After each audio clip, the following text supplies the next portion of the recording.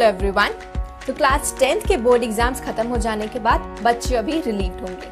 अगर तो आप लोग अभी भी अपनी मार्क्स या फिर रिजल्ट को लेकर के टेंशन ले रहे हैं, then stop doing that because it is not going to change your result. तो सबसे पहले आप लोग रिलैक्स और अनवाइंड कर लीजिए एंड इसके बाद you have an important decision to make about what you want to study next. अभी तक आप लोगों का स्कूल या फिर बोर्ड डिसाइड करता था on what you have to study. Class 10th तक आपको सभी सब्जेक्ट्स जैसे कि Hindi, English, science, maths, social science, इन सभी के कुछ बेसिक्स पढ़ाए जाते हैं। लेकिन क्लास 10th के बाद आप लोगों को क्या पढ़ना है वो आपको खुद डिसाइड करना है। You can choose to excel in any one subject of your choice. Class 11th में आपको काफ़ी सारी स्ट्रीम्स के ऑप्शंस दिए जाएंगे। हर एक स्ट्रीम में कुछ स्पेसिफिक सब्जेक्ट्स पढ़ाए जाते हैं और हर एक स्ट्रीम एक अलग करियर पाथ की तरफ लीड करती है।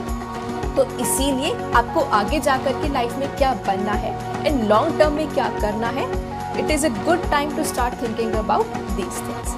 हमारे इस वीडियो में हम लोग कुछ स्ट्रीम्स का ओवरव्यू देखेंगे जो कि मोस्ट स्कूल्स में अवेलेबल होती हैं। हम देखेंगे कि उनमें कौन से सब्जेक्ट्स पढ़ाए जाते हैं एंड उनके बाद क्या क्या करियर ऑप्शंस हो सकते हैं। सबसे पहले हम लोग साइंस की बात कर लेते हैं।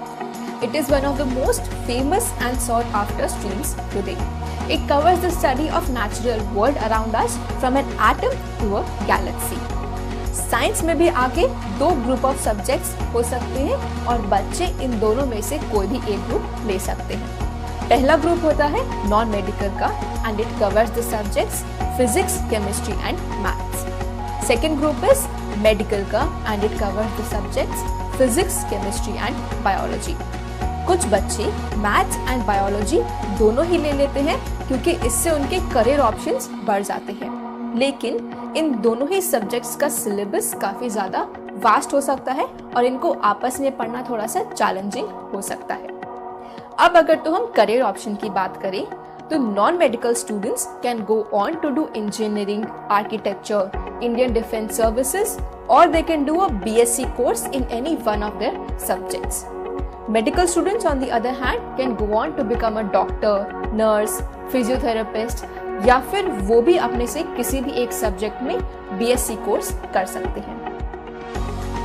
इन सभी करियर ऑप्शंस के अलावा एक और major career option for science students होता है साइंटिस्ट का।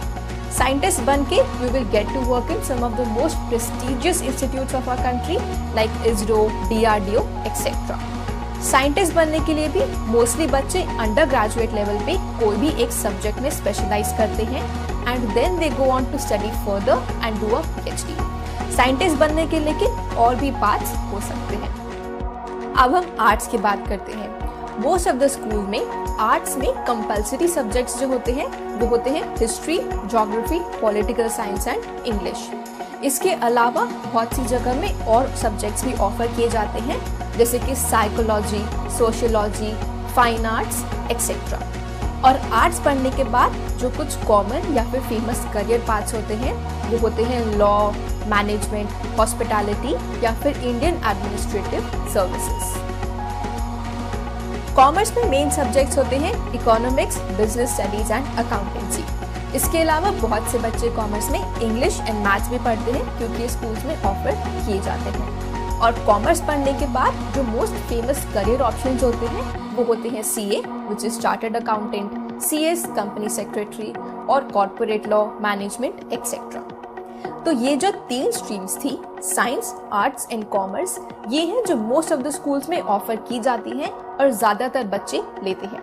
वी वुड सजेस्ट कि आप इन तीनों के बारे में और पढ़ना और रिसर्च करना स्टार्ट कर दें। You should decide what you want to study.